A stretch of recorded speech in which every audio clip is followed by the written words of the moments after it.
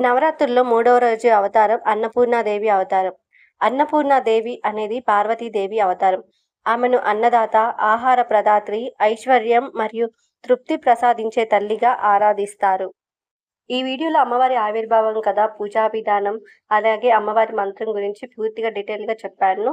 చివరి వరకు చూసి సబ్స్క్రైబ్ చేసుకోండి. అలాగే లైక్ చేసి మీ ఫ్రెండ్స్కి షేర్ చేయండి. హిమాలయ పర్వత ప్రాంతంలో ఒకసారి కాశీ పట్టణంలో చాలా కాలం వరకు కరువు వచ్చింది. ప్రజలు అన్నం లేక ఆకలితో బాధపడుతున్నారు.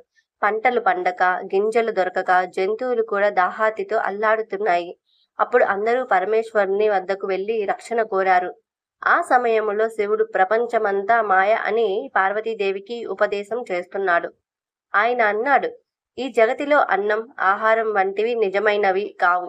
ఇవన్నీ మాయా స్వరూపమే. అప్పుడు పార్వతీదేవి నవ్వి ప్రశ్నించింది, ప్రభో, అన్నం మాయ అయితే ప్రాణులు దానితోనే ఎందుకు బ్రతుకుతున్నారు? ఆహారం లేకపోతే జీవులు ఒక్క క్షణం కూడా నిల్వలేవు కదా అని. ఈ వాదనలో శివుడు అన్నం అనేది పరమార్థంలో మాయగానే భావించాడు. పార్వతి మాత్రం జీవులలో ఆహారానికి ఉన్న ప్రాధాన్యాన్ని రుజువు చేయాలి అనుకుంది. అందుకే ఆమె తన శక్తిని లాక్కుని ప్రపంచమంతటా అన్నం ఆగిపోవడానికి కారణమైంది. పంటలు పండక, విత్తనాలు మొలకెత్తక, అన్నం లభించని దుస్థితి ఏర్పడింది. ఆహారం లేక సృష్టి అంతా బాధపడుతుంటే శివుడికి జీవులకు ఆహారమే ప్రాణాధారం అని ఆయన గ్రహించాడు. అప్పుడు శివుడు పార్వతీదేవిని వేడుకున్నాడు, అమ్మా, ఈ భూమికి మళ్ళీ ఆహార ప్రసాదం చేయి, జీవరాశిని రక్షించు అని. అప్పుడు పార్వతీదేవి అన్నపూర్ణదేవి రూపాన్ని ధరించి కాశీ నగరంలోని అన్నపూర్ణేశ్వరి ఆలయంలో ఆవిర్భవించింది. ఆమె చేతిలో బంగారు కలశం, మరో చేతిలో అన్నపూర్ణ పరిమళములతో నిండిన అక్షయ పాత్ర మెరుస్తూ కనిపించింది. ఆమె అందరికీ తృప్తిగా అన్నం పంచింది. అప్పటి నుంచి ఆమెను అన్నపూర్ణాదేవి అని పిలుస్తారు. శివుడు స్వయంగా ఆ దేవిని ప్రార్థించి మొదటి ముద్ద అన్నం స్వీకరించాడు. ఆ రోజు నుంచి జీవులు తిరిగి ఆహార సంపద పొందారు. అన్నం ప్రాముఖ్యతను శివుడు కూడా అంగీకరించాడు. మహత్వం: అన్నపూర్ణాదేవి అన్నదాతగా పూజింపబడుతుంది.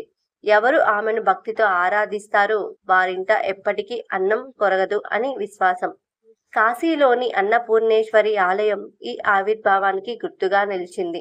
అన్నం పరబ్రహ్మ స్వరూపం అని మనకు గుర్తు చేసినది అన్నపూర్ణాదేవి. అన్నపూర్ణాదేవి ధ్యాన మంత్రం: అన్నపూర్ణే సదాపూర్ణే శంకర ప్రాణ వల్లభే జ్ఞాన వైరాగ్య సిద్ధ్యర్థం భిక్షాందేహి చ పార్వతి. కీ మంత్రం: ఓం అన్నపూర్ణాయై నమః. అర్చన మంత్రం: ఓం హ్రీం శ్రీం క్లీం అన్నపూర్ణేశ్వర్యై నమః. అన్నపూర్ణాదేవి పూజా విధానం గురించి ఇప్పుడు తెలుసుకుందాం. శుభ్రమైన ప్రదేశంలో పూజా మండపం సిద్ధం చేసుకోవాలి. దేవి విగ్రహం లేదా చిత్రాన్ని పసుపు, కుంకుమ, పువ్వులతో అలంకరించి నైవేద్యం సిద్ధం చేయాలి. దీపం వెలిగించి గణపతి పూజ చేసి తర్వాత అన్నపూర్ణాదేవిని ఆవాహన చేసుకోవాలి. సంకల్పం: కుటుంబానికి అన్నం, ఆరోగ్యం, ఐశ్వర్యం, శాంతి కలగాలని కోరాలి. పూజా క్రతువులు: పుష్పాలు, పండ్లు, నైవేద్యం సమర్పించాలి. మంత్రాలను పఠిస్తూ అర్చన చేయాలి. నైవేద్యంలో అన్నం, పాలు, తీపి పదార్థాలు తప్పనిసరిగా ఉండాలి. మంత్రజపం: కనీసం 11 లేదా 108 సార్లు ఓం అన్నపూర్ణాయై నమః. కాబట్టి అన్నపూర్ణాదేవి మనకు కేవలం ఆహారమే కాకుండా జ్ఞానం, సంతృప్తి, ఐశ్వర్యం ప్రసాదించే తల్లి అని చెబుతారు.